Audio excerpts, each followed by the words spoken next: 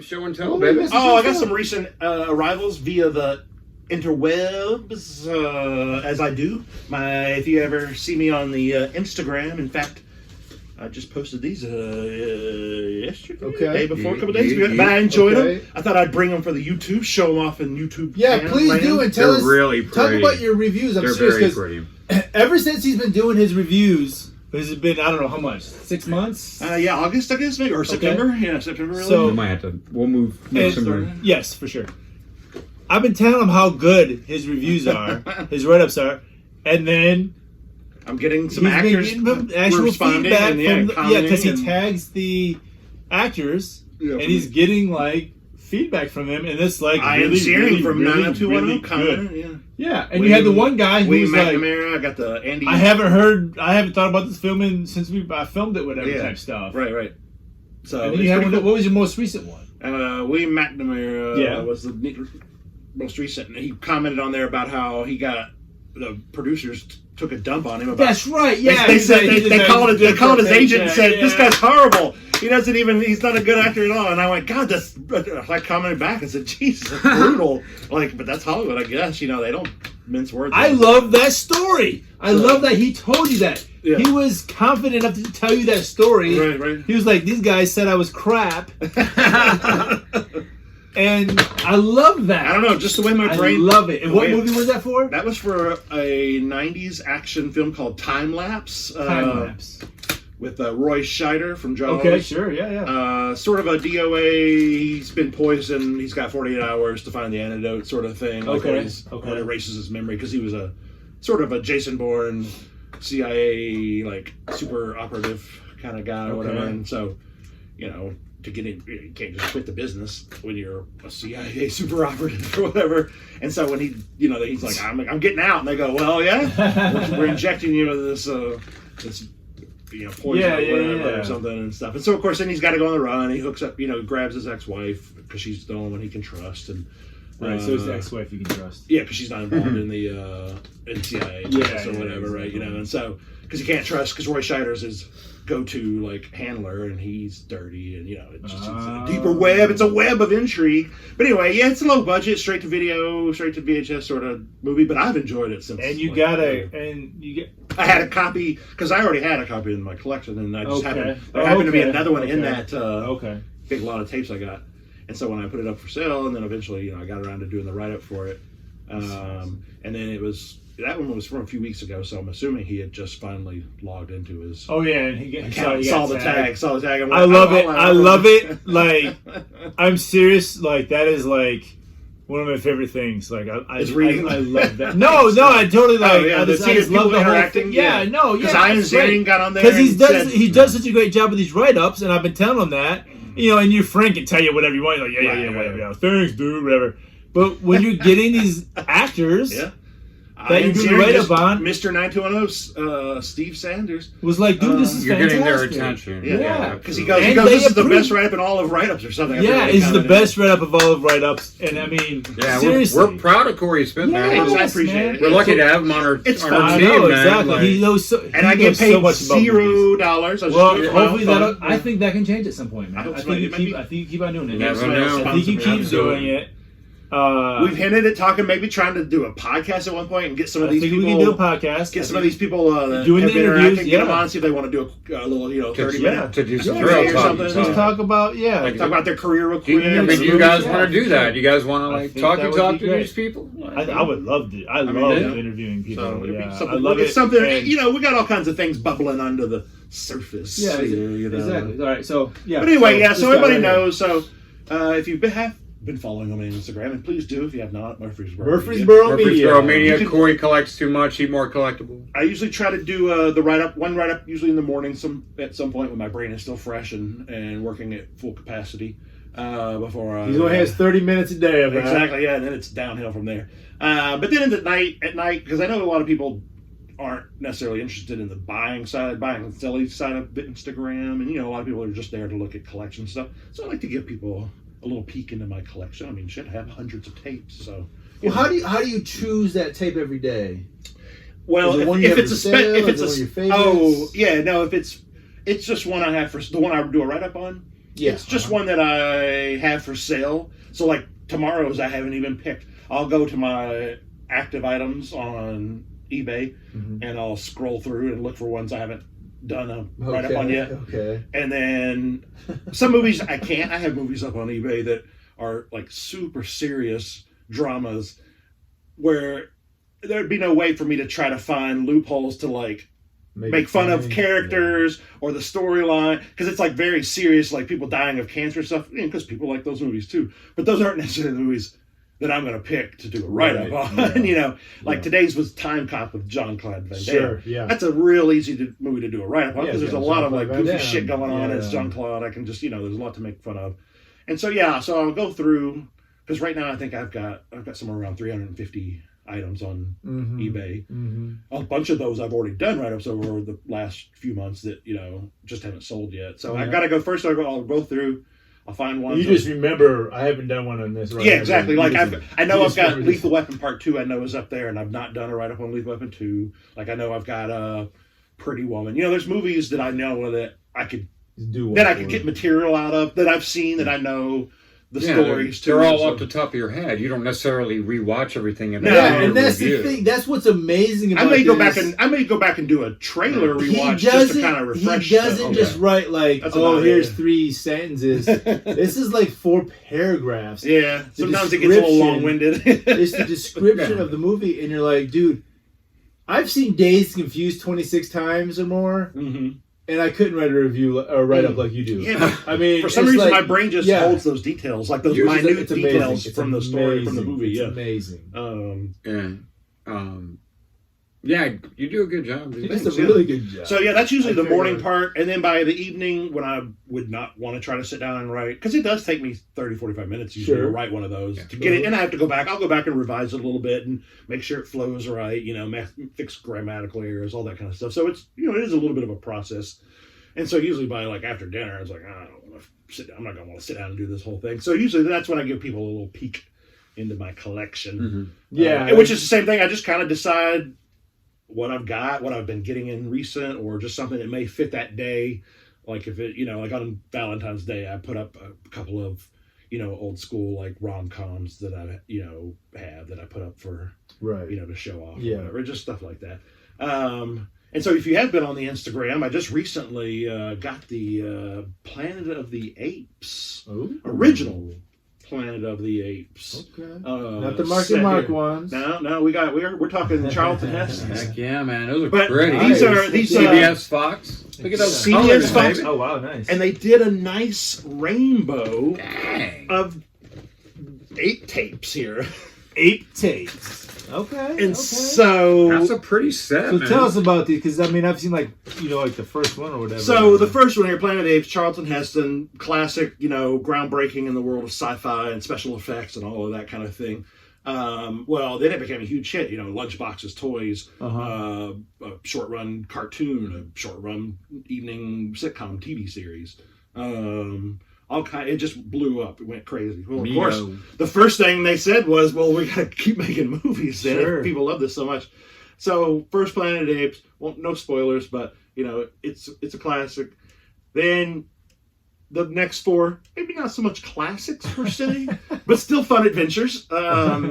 You've got Beneath the Planet of the Apes. It's just a continuance of apes are running the future, blah, blah, blah. But then it gets even crazier with Escape from the Planet of the Apes, where you got time travel back to modern days. 2 of the apes come back into modern times and are interacting with like normal, regular people before the apes have become smart and have taken over. And then you got Conquest of the Planet of the Apes, which is like kind of continuing forward as the apes are starting to take over. Because we've gone back in time again, First one takes place in the future, like hundreds of years in the future, whatever. A lot of time travel back and forth until you get to the end, when you catch back up basically to where the original movie starts. Is this Charlton Heston in all of these? No, Charlton Heston starred in the first one. Only comes back for the first 10 or 15 minutes of the second one. He was over the ape. Because, it was a big thing, but of course Charlton Heston was also like an Academy Award-winning actor. He had no interest in continuing the Ape franchise, but they paid him enough. They said, well, we need to at least come back in. Spoiler alert! Kill off your character. Okay. At the beginning of the second one, and then continue on with a different human guy who looks just like him, basically a bearded white guy, to continue the story. And then as the movie progresses, you get the same main like handful of apes continue through the whole series, and then the main humans kind of, each movie's got its main supporting cast of humans or whatever. What's this? Go human, not ape. Okay. Yeah, they're protesting apes because apes at one point they were servants and stuff for humans. Like they became smart enough that they could do dishes and laundry and be butlers basically. Oh, so this is on the way up. Right, exactly. Okay. And so, but then they started to AI or any of those other things. They started having their own autonomy, their own inner thoughts. They wanted their own. So that meant they wanted their own freedom. They didn't want to be slaves and all this kind of stuff. And so there's a whole battle between the humans and the developing apes in the middle there. And so I don't know. I just love this packaging. I love the color that they used on this. In fact, Dave Brown commented on the post and said something about the packaging because what a unique packaging in that. I don't know if maybe they were trying to appeal to kids, maybe, or something. I don't know because you don't see a lot of in these super bright kind of. No, you really don't. And they did what another was the year release and they did another VHS print. 1990s. Yeah. I was gonna say because 90 it's might very be just like like 90s. it's like very Saved by the Bell. Yes, I don't know.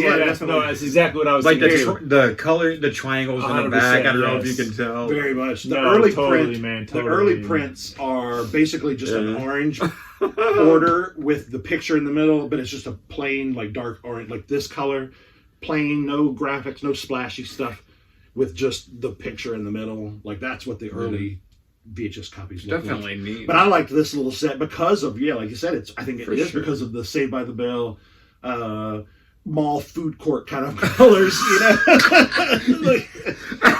and so it just jumped out at me, appealed to me, and they're not expensive, they're not terribly bad. What did this run cost for this 5 tapes? I'd say probably all told maybe $30 in. Okay. They all roughly run about $5 to $6 a piece. Okay. There's 5 of the original. That's it. 5 of the original movies that they did. Because then there was just the break with nothing, Planet of the Apes until Marky Mark. So obviously that movie was whatever it was. But what about the other ones? I haven't seen any with Caesar. I haven't seen any. Oh, you haven't? You haven't seen the Marky Marks and James Franco? You haven't seen Marky Mark one? I haven't seen. I like any them, honestly. Reboot Apes I like them ever. No, I'm not seeing any of the reboot apes. I don't love them. They're not my favorite I think movies, but I think they're reboot I think after they're Marky Mark. great I think the. I'm sure I would probably enjoy them. I mean, I'm sure they look like. Sure. I wish you would have saw them because that's what I wanted to, because you're obviously big fans of these. Yeah, exactly. And I like this because of its. Because obviously it's more low budget. Yes, because obviously rubber suits and stuff. Opposite of that. Right. Like digital effects. It's almost like you chase the older movies you still haven't seen over newer stuff. Instantly. Yeah, I would much rather watch a movie I've never seen from 1984 over a movie that I haven't seen from 2014, or something. Or I'd rather see a movie from 1971 that I've never seen versus one from 2021. Different strokes. We all got different directions. We all collect a little different. And I think I like the Marky Mark one. It's okay. I think it was kind of cheesy. Whatever. It's whatever. But I think the ones with James Franco and the main ape is named Caesar. Right. And I think he's really good. Yeah. Because he starts out. Like I said, I like he starts out and he's just like the monkey, whatever, and then he gets bigger and he's growing, and he starts out. He's just like. Don't spoil it. Because I will. I think we can. I think you probably good. It's because I know the stories of the apes. They're worth watching, is what we're saying. For real, they really are. Yes, they're really good. I agree. I think they're really good. Because there's a hierarchy. They're not Star Wars there's a hierarchy. Jurassic Park or anything, but in the ape world, you got because the orangutans are the professors, they're super smart. Okay. The chimps are just the regular, everyday sort of like working class kind of. So you're people. like, man. And then the gorillas are the soldiers / the police force or whatever. The strong, powerful ones. Mm-hmm. Yep. And so there's also a struggle. And, not only do you have a struggle between humans and the apes, you're like, you have an inner struggle, like a power, like hierarchy struggle between the other types of apes. So, are you like? I don't know so that. you gotta be a I don't know like that is my main. friend. I don't know. I can't remember I don't know the main female's name in here, but you're like, ooh yeah.